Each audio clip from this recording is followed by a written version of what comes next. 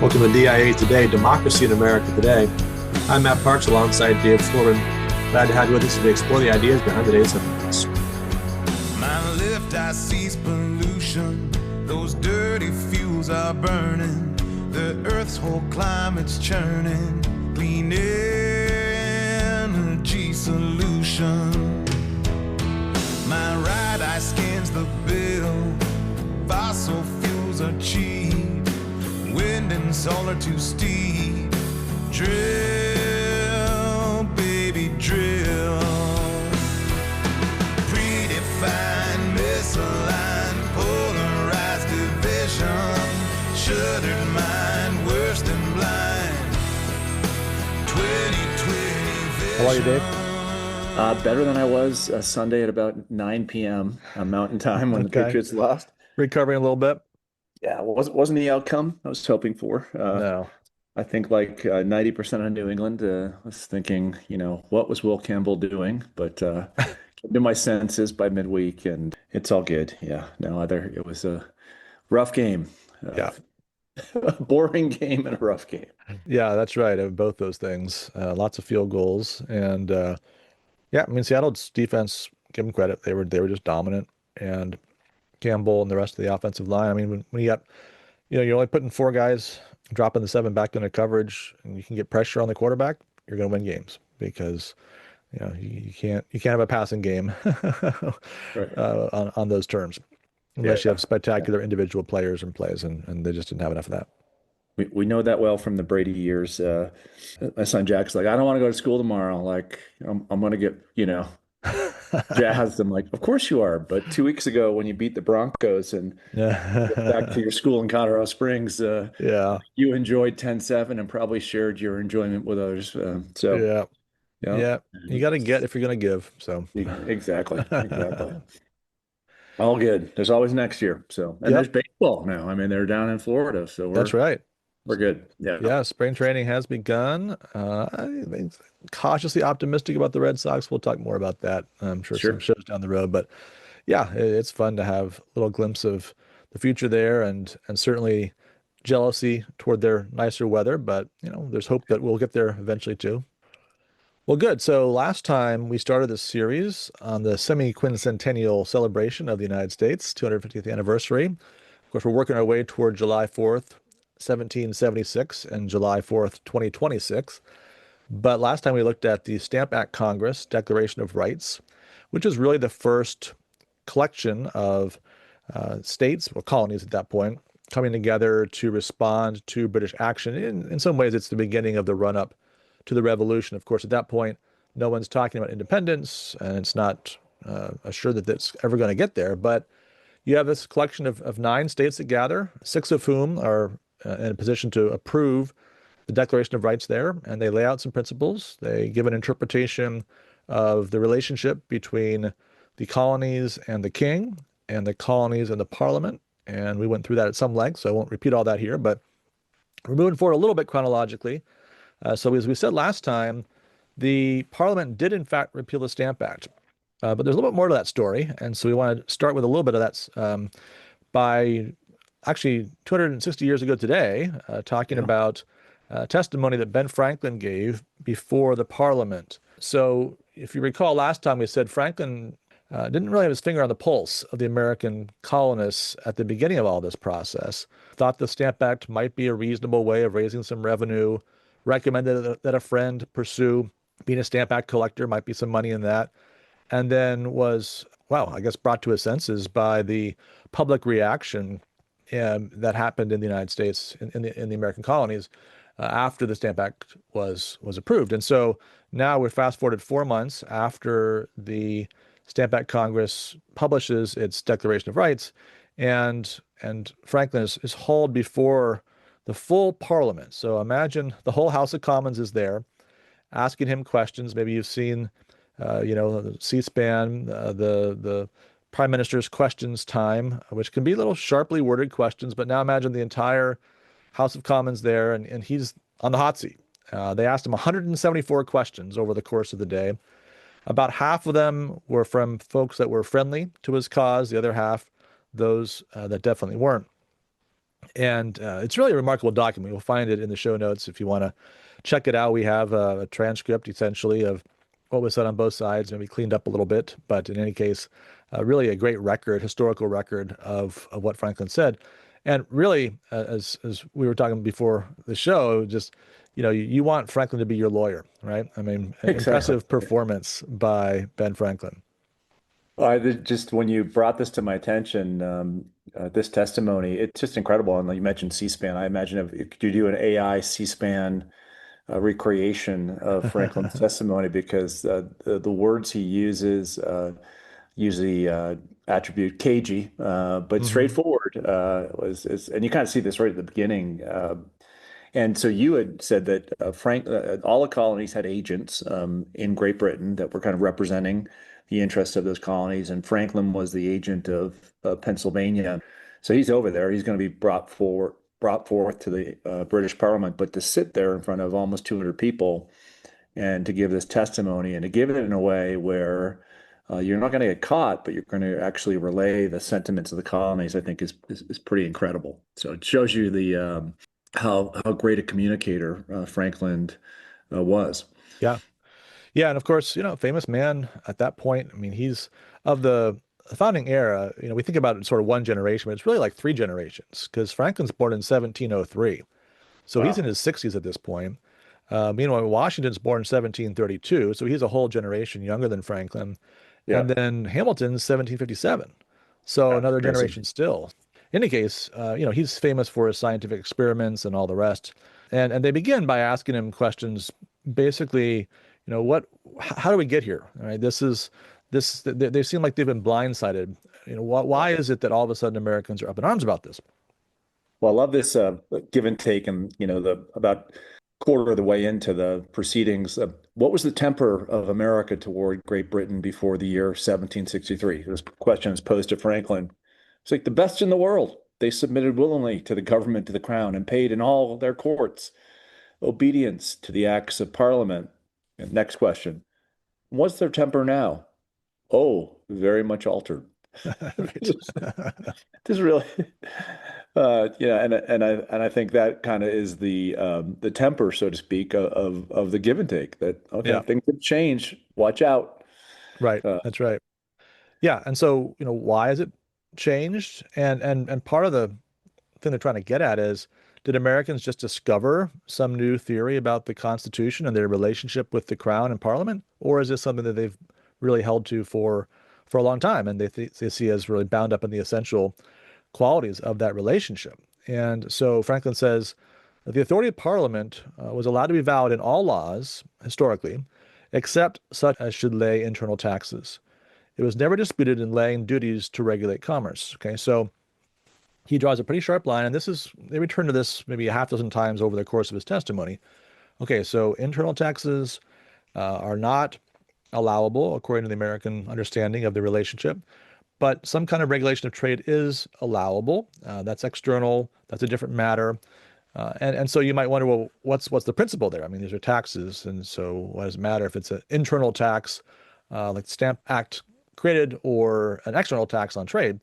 And Franklin says, well, because taxes on trade are voluntary, right? So mhm. something is imported, you find out what it's going to cost you. That price includes the tariff that was attached to that. And if it's too much, you just don't buy it. But the Stamp Act touched the necessities of life. You couldn't buy and sell property without paying the Stamp Act tax. You couldn't buy playing cards without paying the Stamp Act tax.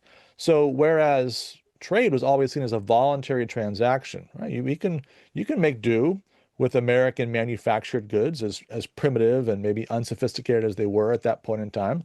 You could make your own clothes. You didn't have to bring in British textiles. You could manage without that. And of course, many Americans did live very self-sufficient lives on their small farm or what have you. So that was a voluntary tax. And in that sense, you were still choosing whether you wanted to pay it or not. But when it comes to internal taxes that deal with the very basics of human life, it's no longer voluntary. Right? Now there's no avoiding the tax. And that was a line that Franklin tried to define and and communicate to the Parliament. This is why Americans are so concerned about internal taxation. Yeah, this line he draws between an internal tax and an external tax.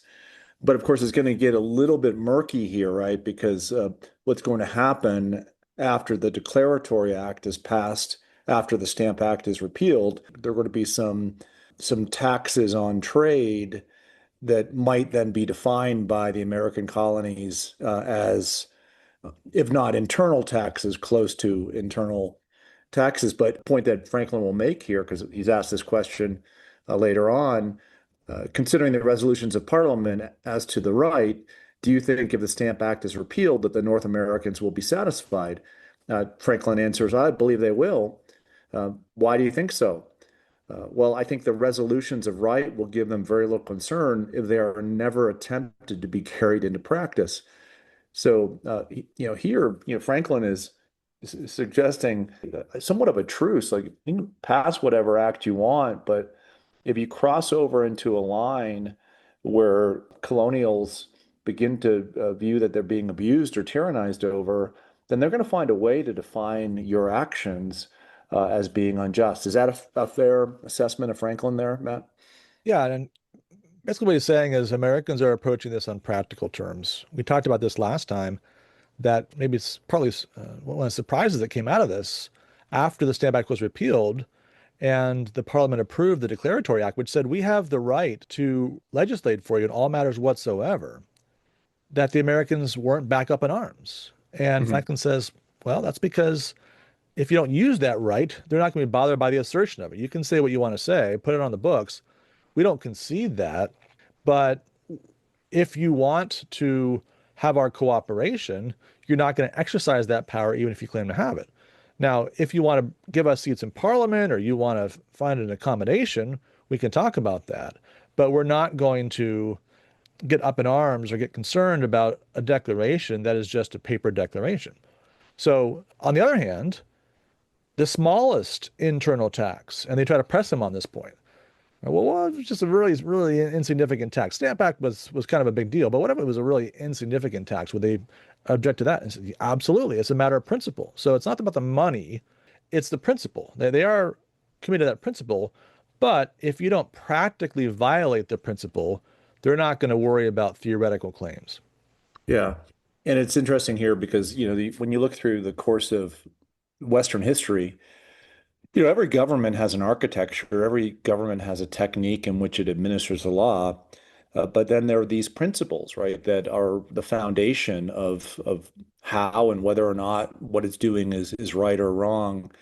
And it's funny here, or ironic, that they're going to allow Parliament to make a thematic claim on what its rights are, and yet suggest that, okay, well, if it doesn't actually put these into practice, that's fine. And I think they do so because at the heart of their argument is the realization that British common law, the Magna Carta, the English Bill of Rights, et cetera, at the end of the day, they're going to rule supreme thematically over whatever the Parliament does. Is that correct?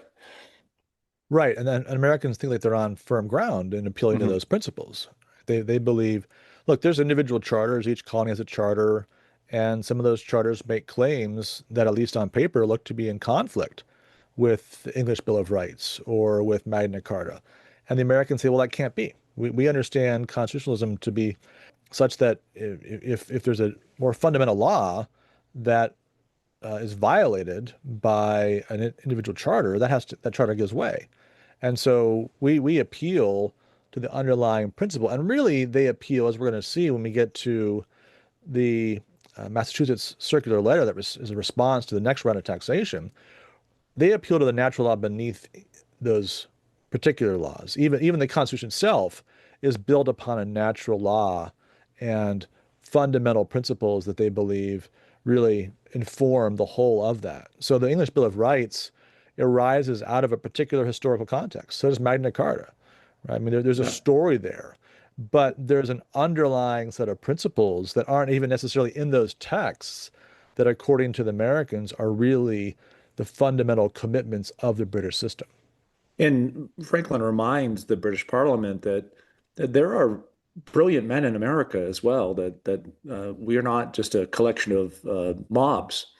carrying out mob activity, Yeah. that the proceedings of the assemblies and this is his words, had been very different from those of the mobs and should be distinguished as having no connection with each other. The assemblies have only peaceably resolved what they take to be their rights. So we know what our rights are. They have taken no measures for opposition by force. They have not built a fort, raised a man, or provided a grain of ammunition in order to such opposition. The ringleaders of riots, they think, ought to be punished. They would be punished them themselves if they could. Every sober, sensible man would wish to see rioters punished, as otherwise peaceable people have no security of person or state. But that said, we know what our rights are. Exactly. Yeah, and so Americans are absolutely committed to having those rights vindicated, acknowledged. They, Franklin represents this very, very well. Franklin's challenged on some of these points for the consistency of the American position. And basically the Americans are saying, well, we have to consent to taxation. And the response on the British side is, yeah, but you haven't really followed the English Bill of Rights, because the English Bill of Rights says the Parliament has to be the party that agrees to taxes. And you've taxed yourselves, even for our own good, for the sake of the crown, without the consent of Parliament. And the Americans say, well, that's true, but that's only because we don't consider ourselves part of the realm in the literal sense of the term. So that, in other words, while the Parliament, as we talked about last time, legislates properly in certain areas for the whole empire, its particular role is for those that are there in England and not the American colonies. We have subordinate assemblies in Massachusetts and Virginia and the rest of the colonies who have the right to tax us according to the very principles of that English Bill of Rights. Let's summarize Franklin's testimony in 5 clear points. Number one, we've hit upon this a couple times. Americans will not pay internal taxes, no matter how much, small or large, because they believe that they can only be taxed by their representatives. Number two, they have local representatives, local assemblies that are competent to tax for local purposes, as well as for the crown. This declaratory act that's going to come into being, will not, probably not object to it. Americans won't object to it as long as it's not exercised, because we're not represented in Parliament. We concede, fourthly, that Parliament has a power to regulate commerce. And yet, fifth, and this is kind of the murky point, right, Matt? We might be convinced over time that Parliament has no power to regulate our trade either. And that's going to, as this thing evolves, it's going to be more and more suggested by American colonials.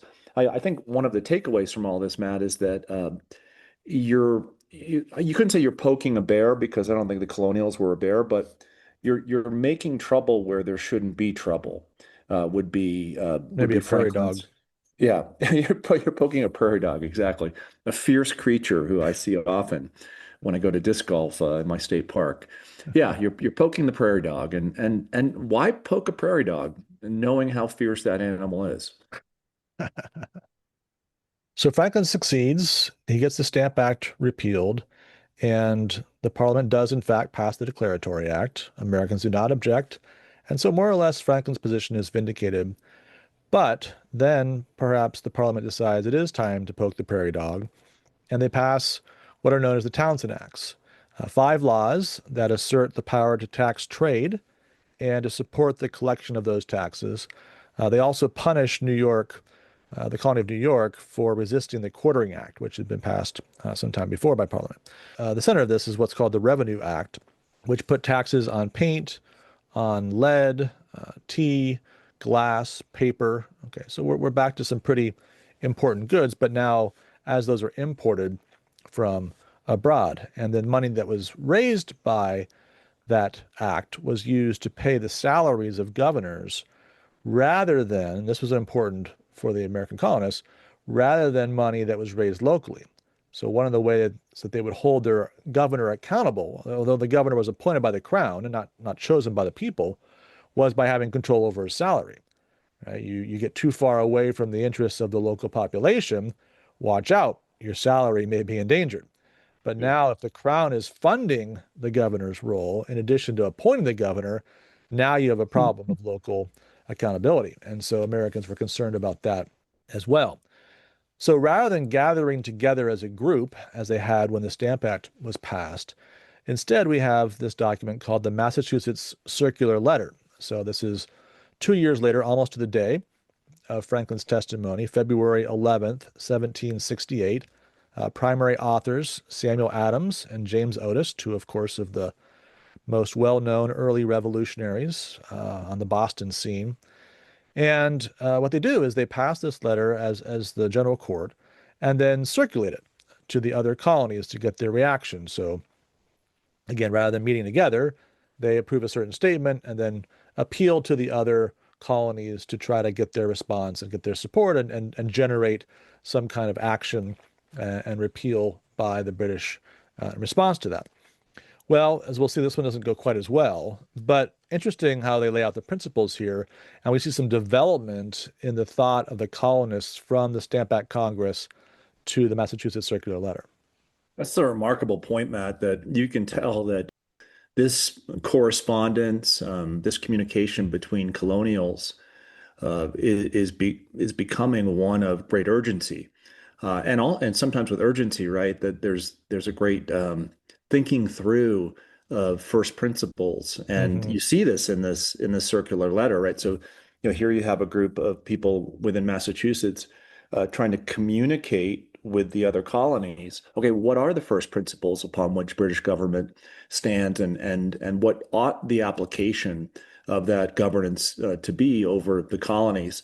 And the key line here, and this is really a great pivot in not only American political history, but American constitutional history, is the fact that Adams and Otis point to what the Constitution is. And words are, the House have humbly represented to the ministry their own sentiments, that His Majesty's High Court of Parliament is the supreme legislative power over the whole empire, that in all free states, the Constitution is fixed, and as the supreme legislative derives its power and authority from the Constitution, it cannot overleap the bounds of it without destroying its own foundation.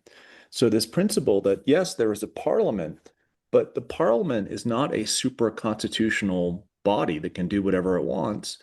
It came into existence because of the British Constitution, and it must be under the guidance of the British Constitution. Yeah, that's right. And this is interesting because this is not something that really squares with the constitutional story of the British system as they would probably have told it themselves.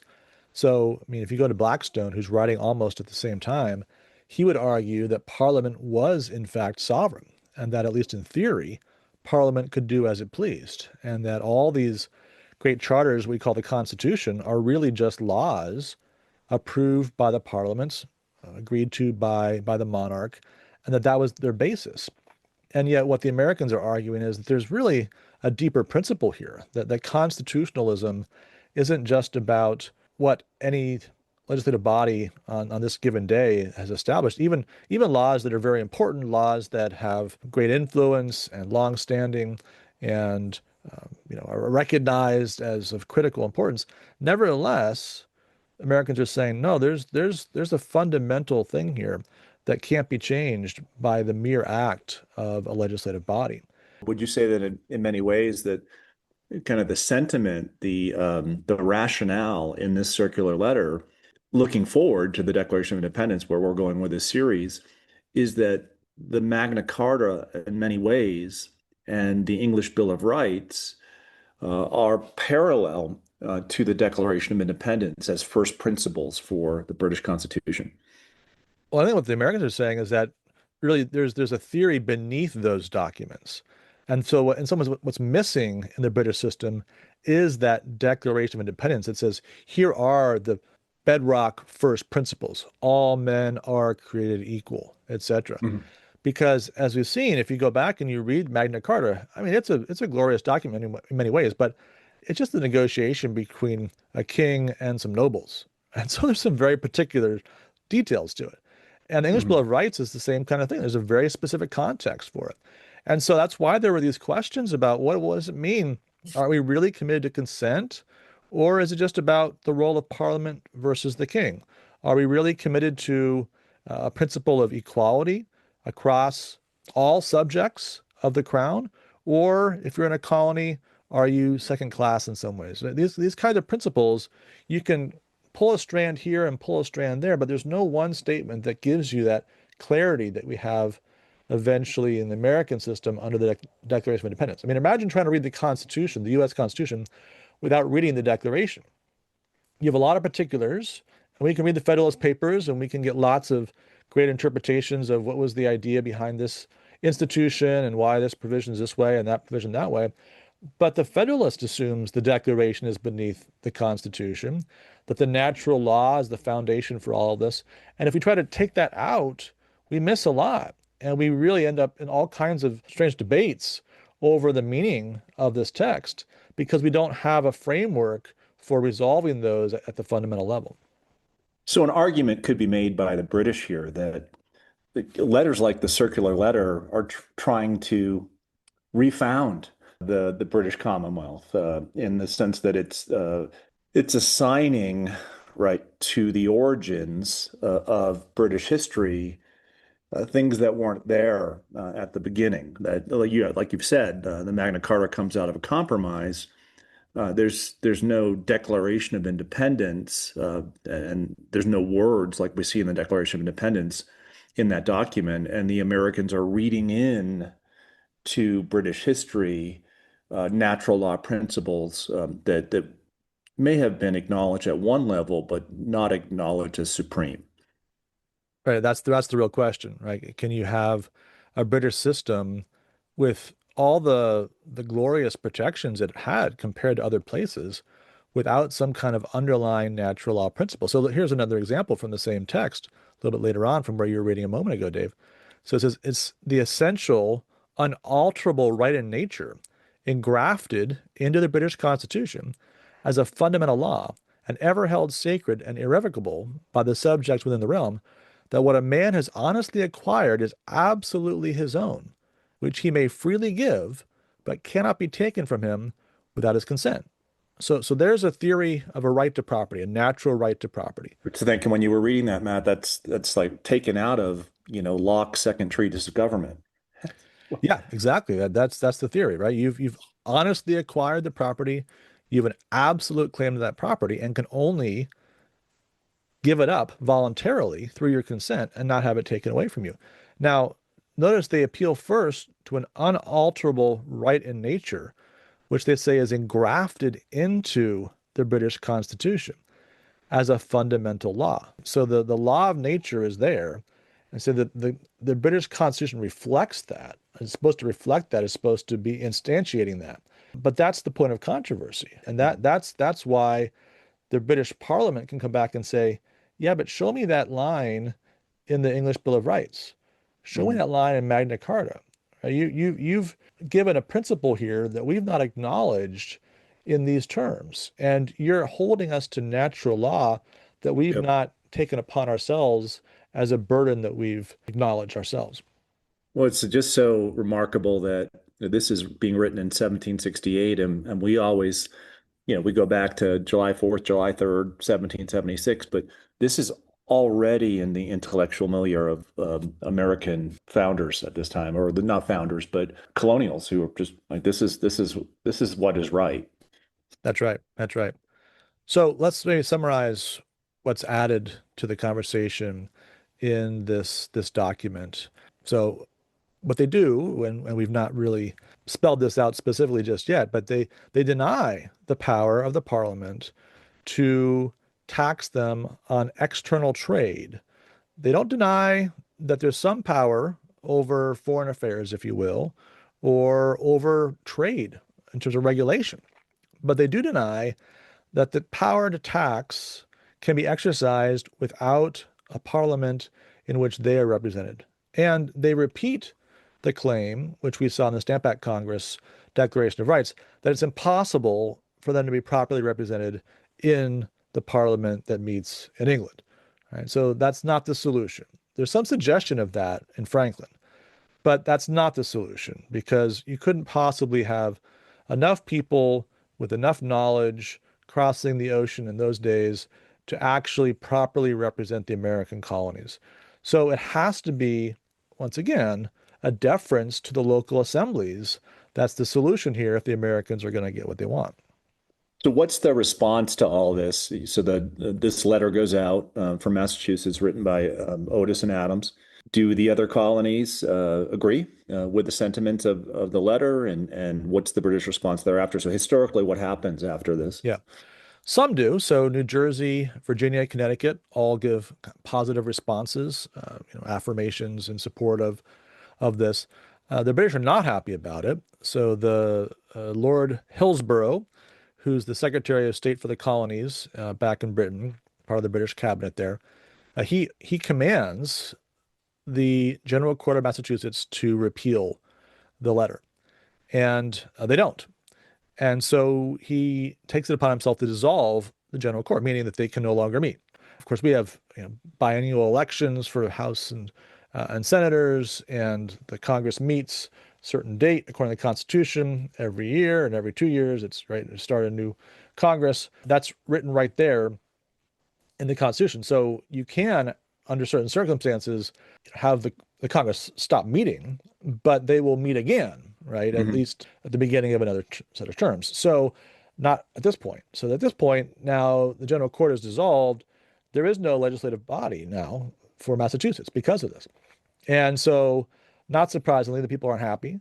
There's mob violence. There's no way to deal with their concerns legally through representatives. That was Franklin's warning, back in his testimony, that this is what you're going to get if you go down this road. Right. So what do the British do? Well, they send troops over, 4 regiments. And so now you have British troops in a situation where things are pretty tense.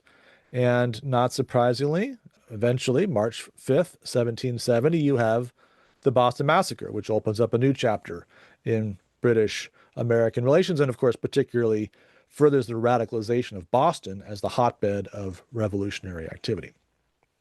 And of course, famously, you have John Adams defending the British soldiers in the Boston Massacre. Adams later, of course, will become a fountainhead of American founding thought, along with others like Jefferson and Hamilton and Madison. So one question I was thinking about as we were going through this is that, how do all of these events and this thinking about, the authority of government, constitutions, first principles, et cetera, how do they translate into the later American political thought of American federalism? Because, okay, it's one thing to question the authority of the standing government, which is the British government, but what happens as you put into place your own American federal government? So I thought it would be fun to kind of go through, like, how would Adams take up, this time period, or Jefferson, or Hamilton, or Madison? So let's start with Adams. What guided Adams' thought, and of course, Adams, as I just mentioned, defends the British soldiers in this case. Where would he be on this, Matt? Well, I mean, I think that's just a great window into Adams' character and beliefs, because very unpopular, naturally, to defend those soldiers, but he believed in law. He believed in constitutions. He believed in the rule of law. He was not somebody who supported the mob activity. He was very critical of that.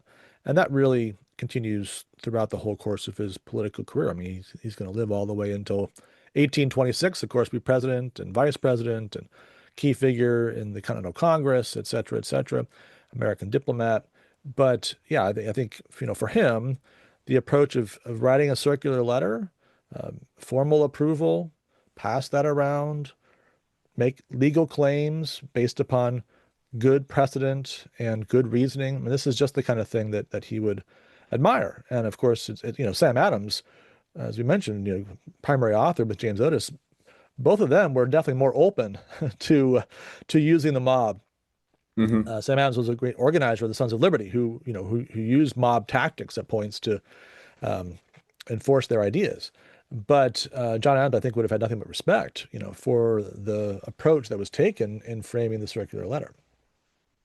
Jefferson would have taken it a little bit further, though, right? Because you see later on in American history, this reaction to federal overreach under the Alien Sedition Acts. Uh, I think he's one who would look at that spirit of 1768. Of course, 8 years later, he's going to help author the Declaration of Independence, as something that is needed, right? That decentralization ought to be a principle of constitutional law, and some healthy level of vigilance, perhaps not violence, but resistance is warranted in this case, and would be warranted, throughout not only colonial history under British government, but any colony now made state under American government. Correct? Absolutely.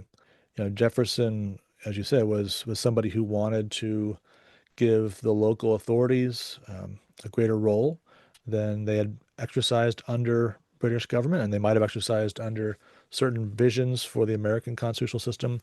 But he too believed in law and in orderly process as the primary reliance, at least in times of crisis. So for Adams, the main principle law. For, I don't know, but you call it the main principle. For Jefferson, decentralization, perhaps liberty is a better term. For Hamilton, as we see in the Federalist Papers, energy is needed, capacity is needed within federal governance. Without it, you get chaos. You get all those things that undercut different republics throughout history. So Hamilton of this group might have been perhaps the most pro, not just simply law and order, but the need for a government to have energy. Is that correct? That's certainly where he ends up. I mean, I think, as he comes over as a young man, at this point, he's like 11 years old and back in the islands. But as he comes over, I mean, he gets involved in the resistance movement pretty quickly. He gets involved in a very characteristic way by writing essays and, leading leading the charge verbally, if you will. But yeah, and there's no question that his concern would be, how do you make sure that you don't tear down one set of institutions before you're ready to establish some more? Right? Yeah. How do you ensure that in separating from Parliament over there and the authority of the British Constitution, that you have sufficient order established in your own community to maintain the key ties of civil society that prevent anarchy and chaos? Now, I think he saw those things were there, that was emerging. I mean, Americans were learning to exercise those political muscles. That's what happens in the 1760s by these assemblies and, general courts making these statements. I mean, they're beginning to learn how to do this, how to be sovereigns and to act beyond the more limited capacity that they had in the previous century. But that would be a very important concern for him, that we make sure we have the institutions in place to establish good order after we've separated from Britain. Well, how amazing and what a blessing and a gift that you have these different personages later on. But they're all kind of arriving at, okay, what does ordered liberty look like? Yeah. All right. What must it mean, and how does it come into being? And right, they're doing so right in a democratic, a new democratic age, or an age where democracy is embryonic, where they realize the need for liberty, right? The principles of liberty, but liberty in an ordered fashion. So this is a nice segue into Madison. Madison believes that within constitutional design, you can have some preservation of liberty. And I think he would see in this the method used by the circular letter, the petition, this coordination of their effort. There's constitutional reasoning that there is kind of the echoes, so to speak, of federalism here at play in these earlier years. Would you agree with that assessment? Yeah, I think that's right. Yeah, I think there's, as we say, there's a lot of little glimpses of what's to come, and it's not a surprise that those who grew up. I mean, so let's say Madison's 17 years old when this is happening. So amazing. That's just you say, right? 17. Yeah, he's reading the papers though. He's no doubt engaged. I guess he'd be at Princeton, I think, at that point, under John Witherspoon, who becomes signer of the Declaration of Independence. Right? So all of you college freshmen right now, looking at the newswire, Use Madison as your exemplar here, correct? That's right. So, yeah, they're getting an education in government and practical terms. And as I was just saying a few minutes ago, you've got really three generations here. We see them all come together, let's say, in the Constitutional Convention in 1787. But imagine that now Franklin is effectively the tutor of Hamilton and Madison, and a maturing Washington is emerging on the scene in this period. He's in his mid 30s, and so these men are beginning to rise to what they will become, and Hmm. to learn from the experiences that they're going through and the things they're reading and the things they're being forced to think about. That's preparing them for what's going to Hmm. happen in the next 20, 40, 50, 60 years. And how do you, the main question, how do you arrive at ordered liberty? Well, you need government, but no government is above the law. And how's that statement, no government is above the law, different than a modern application where you often hear today, no one's above the law. Why is it important to Yeah. have a no government is above the law mindset? No one's above the law, but no government's above the law. Why is that important, Matt? Yeah, I think that's critically important. I mean, if you were to Google "no one is above the law," you would find that is really the watchword of the last couple of years of lawfare. So when Trump's indicted, Michael Bloomberg says, well, no one's above the law. And when Trump was found guilty of those weak criminal charges related to his borrowing money in New York, Joe Biden says, well, no one's above the law. And when Letitia James, who brought those charges, was indicted by Trump's DOJ, they say no one is above the law. And when James Comey, who was a thorn in the side of Trump as well, is charged, no one is above the law. So we use this. I mean, obviously, this is a critical principle, right? In any republic, no one is above the law, and yet that's not really a good excuse for misusing the law. And that's the broader point you're making, Dave, right? Yeah. So government is not above the law. So because the last guy did something bad to you, doesn't mean you get to abuse the power back and do something back to them. Because your power, and this was the critical claim that we just saw in the circular letter, your power is derived from the Constitution. If you're a legislative body and you act beyond the Constitution, then you've undermined your entire authority Yeah. because you exist because of the Constitution. There is no House of Representatives out there in the ether. It exists because it was created by the Constitution. If the House goes beyond its powers under the Constitution, there's nothing left. There's no Yeah. authority left because it's undermined the very basis for its authority.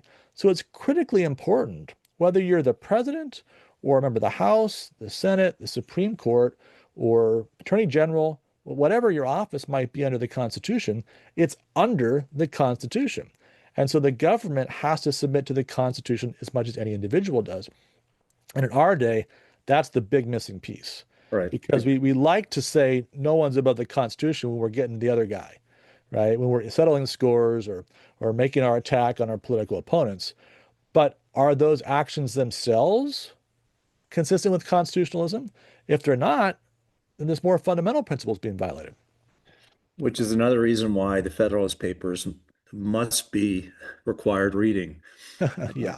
in any year of American history, but primarily in 2026 as we celebrate the Declaration of Independence. Madison and Hamilton's acknowledgement of faction, but realization that living in a factious age, there's a temptation to undo everything.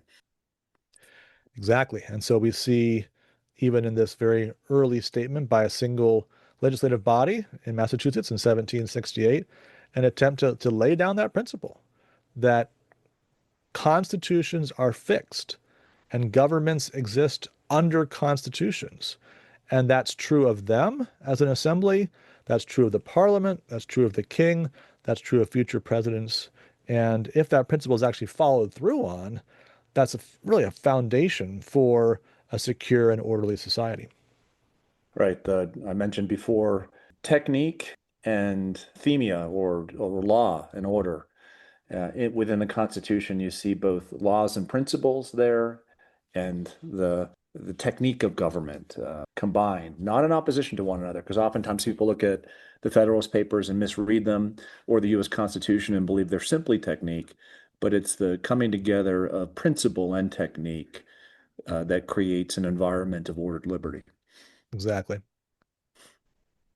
All right, well, we'll leave it there for this time. Next time we'll move forward a few years as the back and forth continues and we get into the early 1770s. But we'll close out the show, as we always do, with Tocqueville's crystal ball.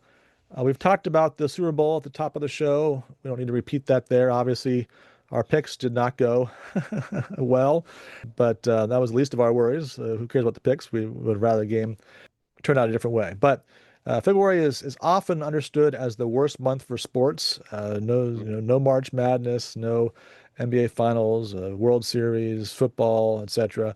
But we do have the Olympics this time around, so we're going to go outside of our normal range of sports and expertise and make our picks for the hockey gold medals, men and women. So did a little bit of digging to figure out, who are the favorites here. We know something maybe on the men's side and maybe the women's side from previous Olympics, but Dave, give me your gold, silver, and bronze medalists for men's hockey, and then we'll do women's. Pains me after such an American episode for the men's to say, "Oh, Canada," as the men's winner, but All right. I'm going to do that. Selecting any team but Canada to win the gold in men's hockey is a fool's errand. So I'm going to say Canada wins the gold in a great matchup with the U.S. In the final, U.S. takes the silver and Sweden takes the bronze. How about you, Matt? All right. I'm going to take that fool's errand. Okay. Okay.